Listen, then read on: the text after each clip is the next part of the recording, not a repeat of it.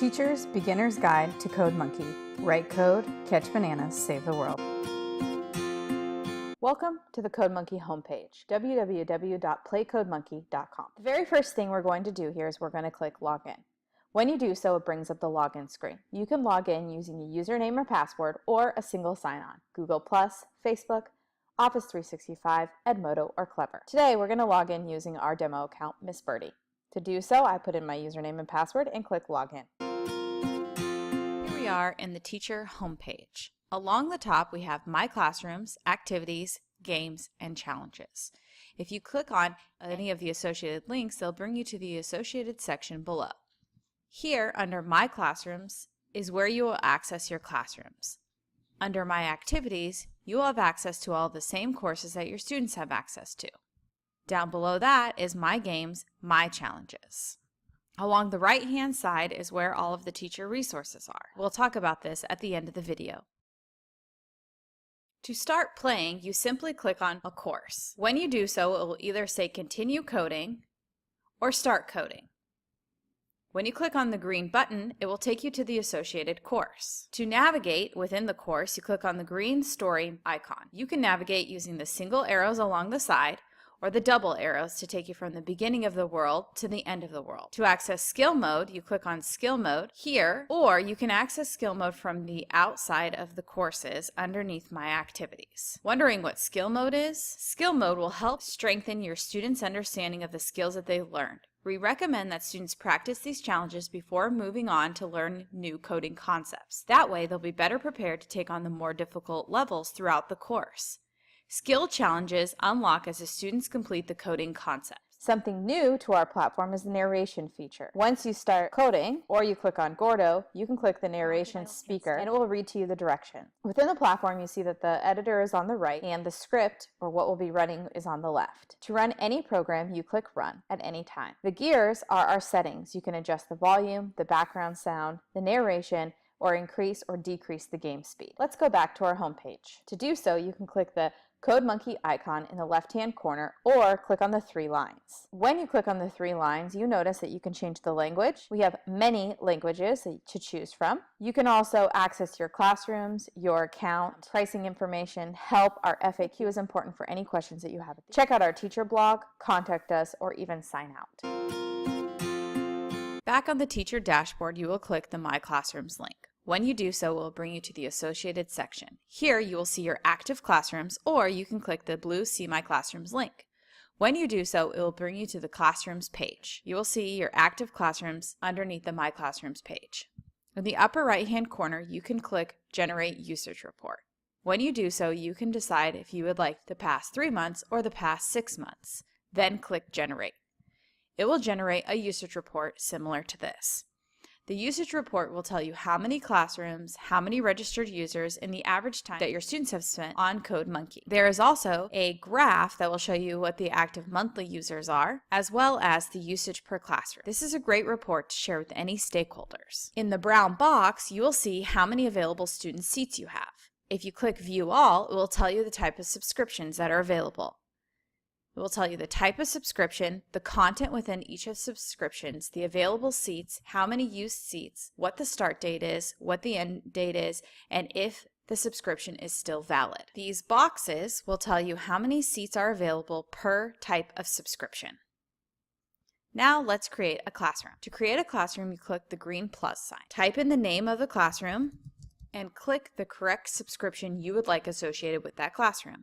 Then create classroom. This will now generate it into your active classrooms. In the classrooms, you can see the classrooms you've created, the amount of students within each classroom, how many weekly active users you have, the average monthly active user, as well as the type of subscription associated. Let's explore the action buttons. If you would like to change the name of your classroom, you can click on the Edit Name. Here, you can edit the name of the classroom and click Save. It will rename your classroom. The arrow with the box underneath it is to archive. You cannot currently delete any classrooms, and so to archive a classroom, this is where you would do so.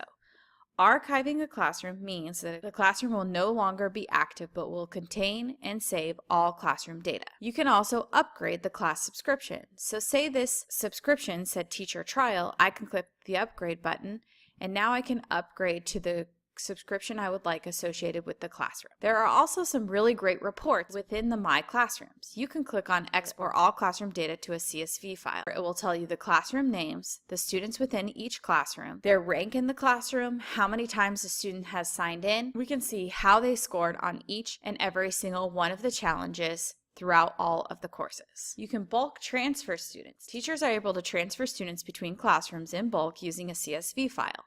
This is very helpful for big accounts, and we have added this feature as it was requested by many of our teachers and CodeMonkey users. Let's take a look at the classroom page itself. We're going to click on Miss Birdie's classroom. When we enter Miss Birdie's classroom, we can see that we already have an active list of students. Wanting to know how to add students? It's easy. All you do is click on the green plus sign.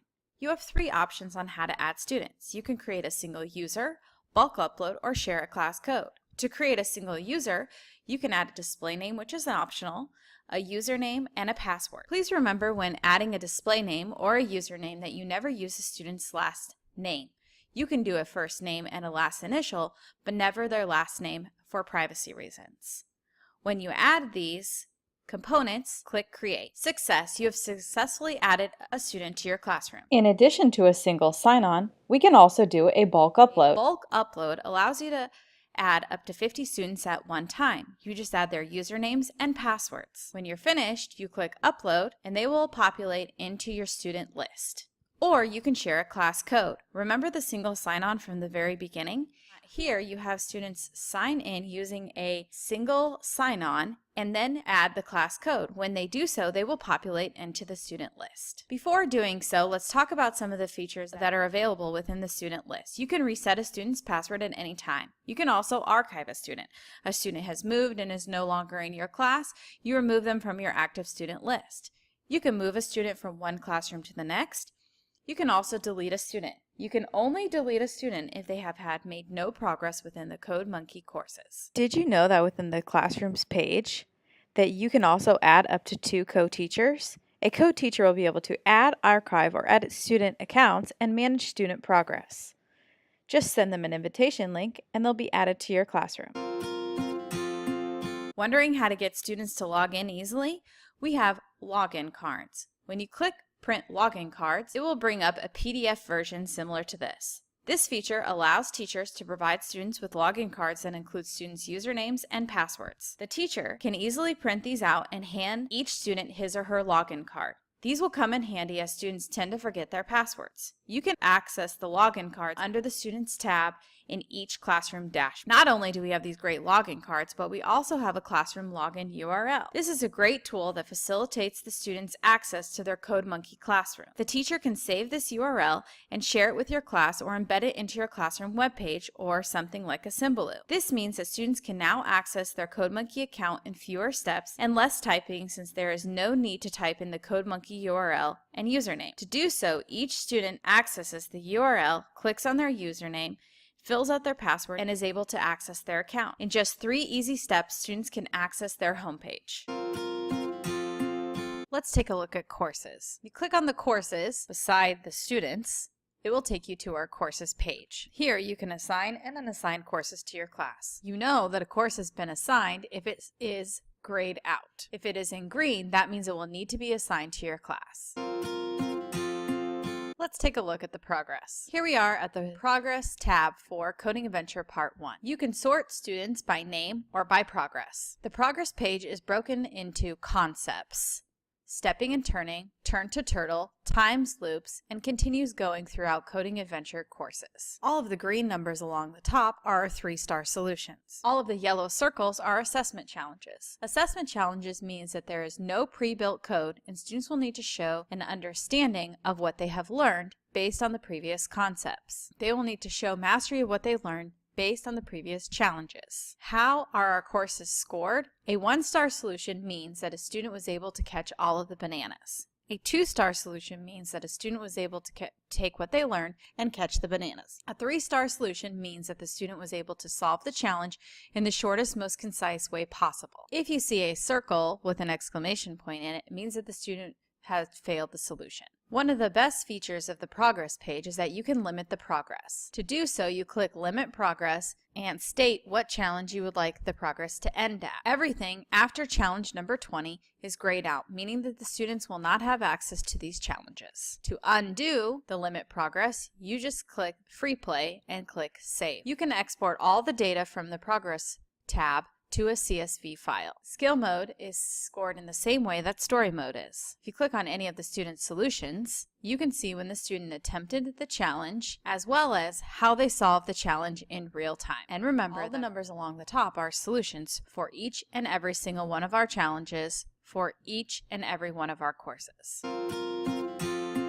Let's take a look at the Gradebook. Just like the Progress tab, the Gradebook tab has a Gradebook feature for every single one of the courses. You can change how the grading appears into numbers, letters, or percent. You can also calculate the grade from a certain subject area, stepping and turning to 4 loops, and it will calculate the average for you. You can also export this data to a CSV file as well. Wondering what the showroom is? The showroom is where all of your students' games are held, as well as all of the challenges that have been created by your students.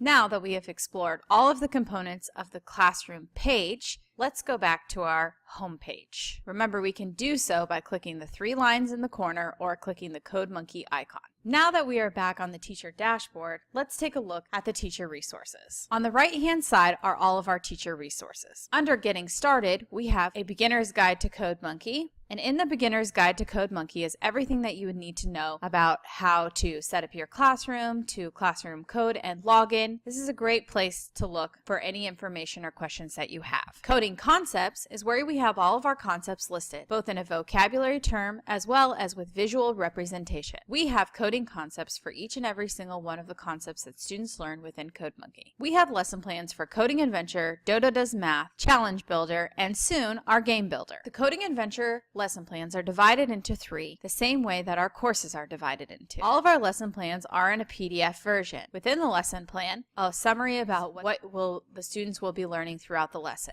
We have objectives, components, the U.S. standards that are addressed, and the lesson plans are broken into 3 parts. Part 1 is the introduction, in which usually exhibits an unplugged activity.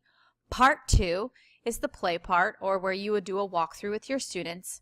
And Part 3 is the debrief. This is the same for all of our lesson plans for Coding Adventure. Not only do we have lesson plans, all of the how-to videos will walk you through the actions that are available for a teacher as part of the classroom dashboard. New features? Check out our new features page to see what's new at CodeMonkey. We also have student certificates for Coding Adventure and for CodeRush.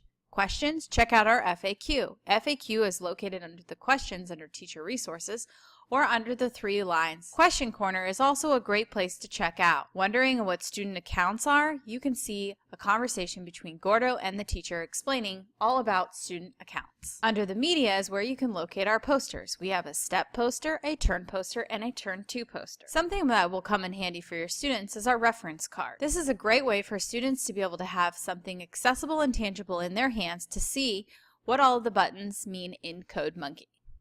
Now we've explored all the features of the CodeMonkey homepage. Remember to write code, catch bananas, and save the world. Until next time.